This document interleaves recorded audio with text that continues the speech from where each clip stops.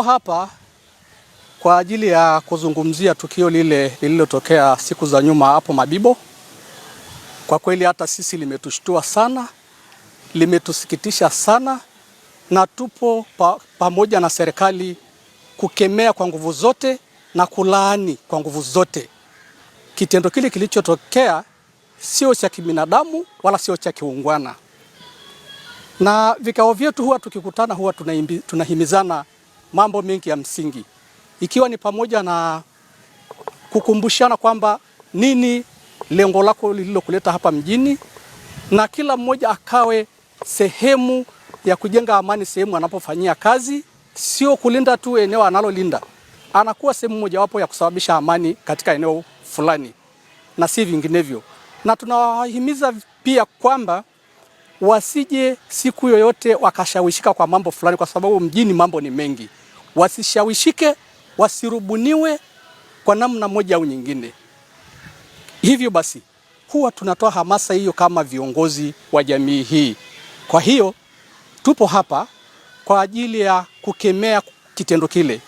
Iwe ni Masai ametenda, iwe ni mtu mwingine, lakini sio cha kibinadamu na sio cha kiungwana. Kwa hiyo na sisi tunasimama kwa miguu yote kushirikiana na serikali kukemea tukio lile. Na kuhusu jamii hii, kweli tunajua kwamba tunasikia kwamba matukio yanatokea, siku zote yanatokea, lakini haijawahi kutajwa kwamba waliofanya kitendo kile ni wa kabila fulani au wa jamii fulani. Inaelezwa tu watu fulani wamefanya tukio sehemu fulani, wamefanya tukio la aina fulani, lakini hatujawahi kusikia kwamba ni wa jamii fulani. Kwa hiyo sisi tulivyosikia kwamba ni wa Masai kidogo kama lilishtua, kwamba tukaona kwamba tunabaguliwa. Kwa nini nimesema hivyo? Kwa sababu makabila mengi au watu wengi wanafanya matukio ya aina tofauti, lakini hatujawahi kusikia kabila la mtu fulani linatajwa. Kwa hiyo kwa niaba ya jamii hii ya Kimasai, naomba niishauri serikali kama kuna namna nyingine ya kulielezea labda hilo tukio itafutwe kuliko kutaja jamii nzima. Kwa mfano sasa hivi katika mitaa tunayotoka tunatajwa kama vile sisi jamii hii yote ndo imefanya tukio lile. Unaweza tu ukapita mtaa hata kama mtu haja kuongelesha wewe, lakini anakuambia muuaji huyo anapita. Na katika kazi zetu hizi kidogo tunaona kama vile inahatarisha usalama wetu. Kwa hiyo naomba serikali kwa kuwa iko makini katika kusimamia usalama wa wananchi na mali zao, iendelee kusimamia katika hili, kwa sababu imetokea taharuki kwamba Masai ameua, na ukipita mitaa kwa mitaa nasikia muuaji huyo, kitu ambacho si vizuri kwa kweli, kwa sababu hakuna binadamu anayependelea kwanza kifo. Na kama yule naye ametumika na pepo lake au na shetani amemtumia kutenda kitendo kile, hata kama ni Masai, tuko tayari kutoa kushirikiana na serikali kubaini, je, aliotekeleza tukio lile ni Masai kweli? Na kama ni Masai, anatoka sehemu gani? Kwa hiyo nilikuwa naomba serikali niishauri kwamba kwenye ile kampuni ambayo wale watu walikuwa wanafanya kazi, labda kuna vielelezo ambayo inaelezea labda kwamba huyo alikuwa labda na kitambulisho cha sehemu anayotoka au kitambulisho cha kazi, kwa sababu tukipata hivyo vitambulisho vyake tutajua labda ametoka sehemu gani. Tukishajua, tuko tayari kushirikiana na serikali kuhakikisha kwamba wahusika wanakamatwa na sheria iweze kuchukua mkondo wake. Kufikia hayo machache, na nasema asante sana na washukuru sana kwa ujio wenu, na sisi tumefarijika, na narudia kusema kwamba tuko tayari kushirikiana na serikali kuhakikisha kwamba uovu au matukio ya ajabu ya aina hii ambayo sio ya kibinadamu yanakomeshwa. Asante sana. Na nashukuru kwa viongozi walioshiriki na sisi leo. Kwa majina yangu naitwa Lucas Abraham. Natokea kitongoji ya Mwenge. Ni mmoja wa kitongoji ambao sisi tuna kikao yetu kila mwisho wa mwezi ya tarehe 6 pale tawi la CCM Milala. Na sisi kama sisi wa Masai tunapotuona hapa tunatoka sehemu mbalimbali tofauti. Lakini jana tuliposikia leo tuna kikao na mkubwa na sisi tukachaguliwa viongozi wa kikao hiyo ambao tunafanya kila tarehe 6 tuje kikao hii kwa ajili ya vitendo ambao inaendelea na kitu ambao sio vizuri kwa binadamu yoyote ile. Na naposema sisi tunatoka sehemu mbalimbali. Wamasai wanatoka Tanga, wanatoka Simanjiro, wanatoka Kiteto, wanatoka Moshi, na sisi wote ni jamii moja ambao tunaongea lugha moja. Lakini kila Masai anayotoka mkoa yao ana maadili yao hapa da na ana kikao yao maalum. Sisi hatuwezi kutoka kikao ya Ilala tukaingilia ya Jumapili ya ambao wao wana kikao. Lakini tunajua tunaongea lugha moja. Kwa sababu hii tuliposikia sisi kazi yetu ni ile ambayo ya ulinzi. Tunapofanya mjini hapa. Lakini kila Masai sisi tuna mamlaka yetu ambao hamna mtu anayeweza kuingilia.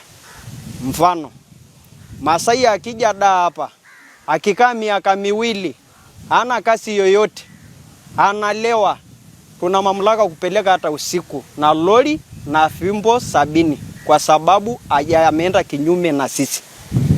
Kingine, Masai yoyote anayekuja hapa da, sisi tuna kikao. Mtu akifiwa sisi hatusiki huku, tunasafirisha, awe mtoto, awe mtu mzima. Masai akija hapa da, akiiba, atuchangia hata shilingi 100. Lindo lake.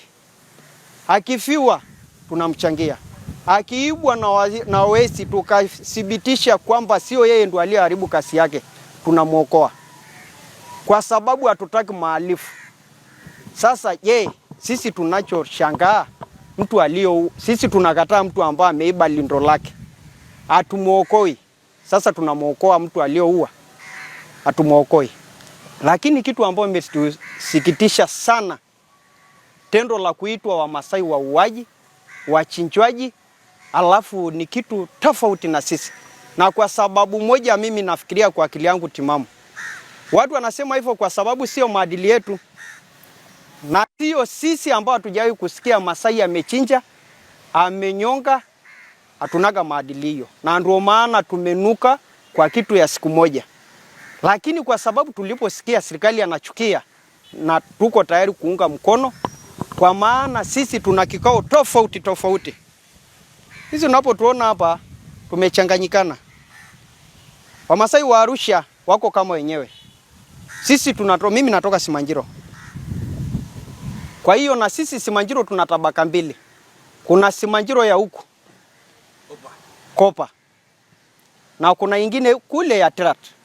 Sisi lakini tukikaa kikao moja tukisema tuitane viongozi tungejaa huku, lakini imekuja ghafla. Lakini sisi tarehe 6 tuna kikao yetu. Kama mwenyekiti hapa alipotambulisha James, anaongoza kitongoji 38 hapa da.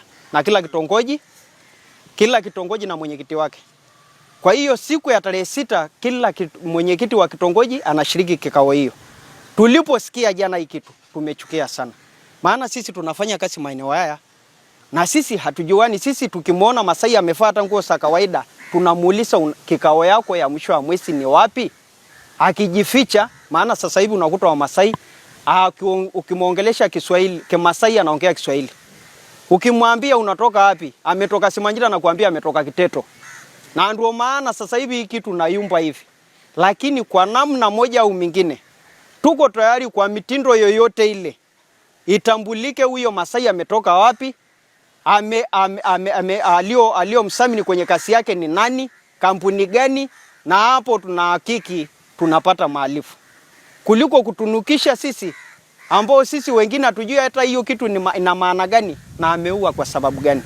Kwa maana sisi tuliposikia ameua Mchina kwa ajili ya milioni 10, Masai maskini sana akiwa na ng'ombe 20 na sani milioni 10 ni hela ndogo sana. Kwa hiyo ni kitu ambao tuna wasiwasi kama huyu sio Masai, lakini amefaa kacha. Kwa hiyo tunapokuwa tunakemea hii kitu, tunakemea 100%. Kuwa sisi ni viongozi hao watu.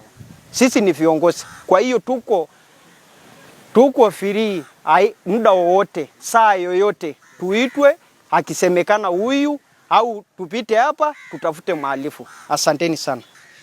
Asante Mheshimiwa Mwilo.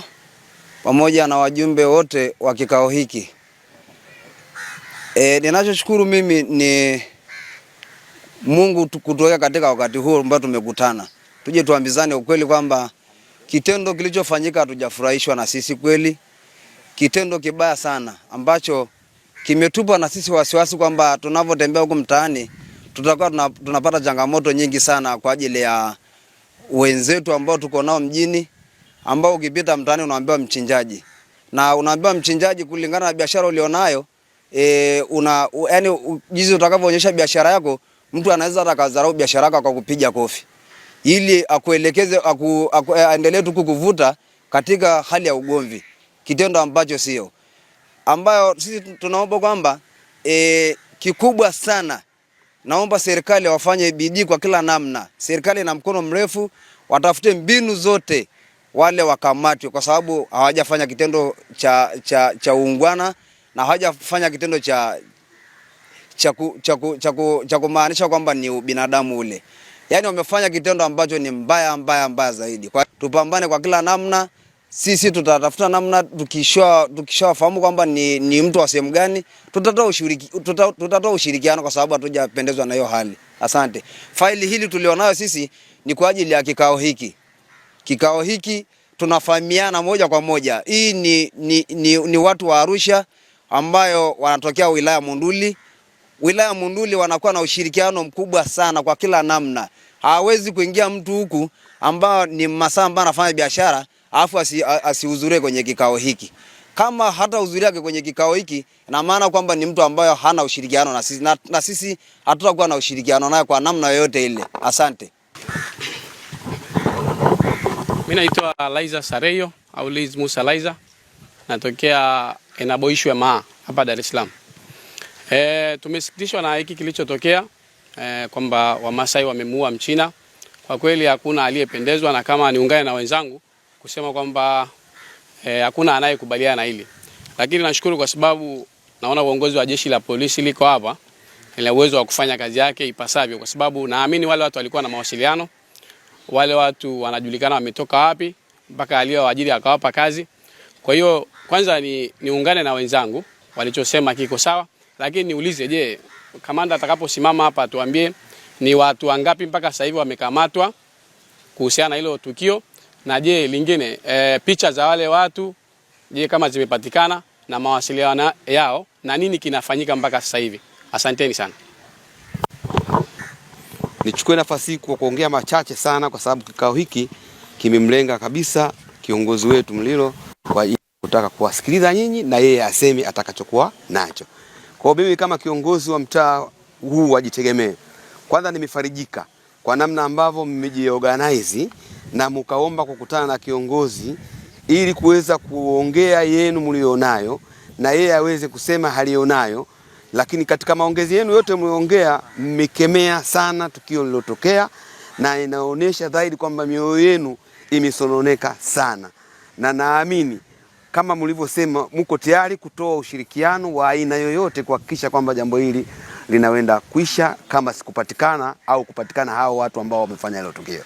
Kwa hiyo kwa maneno haya machache, nisipoteze muda mrefu, nichukue nafasi hii kumkaribisha moja kwa moja kamanda wetu Mlilo ili aweze kuchukua nafasi hii kwa ili ya kuzungumza chochote ambacho anacho.